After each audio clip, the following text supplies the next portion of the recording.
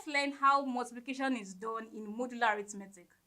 And whenever you say the symbol multiplication in a cycle, that means we are multiplying with a specified mode.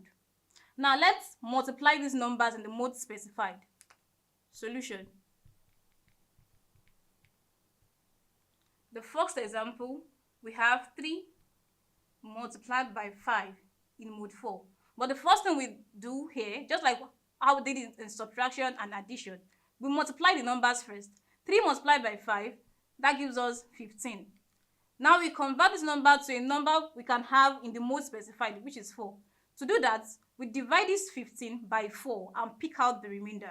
15 divided by 4, that's 3, remainder 3.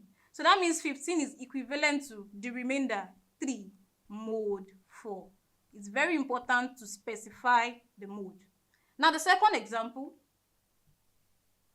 we have 5 multiplied by 4 in mode 3.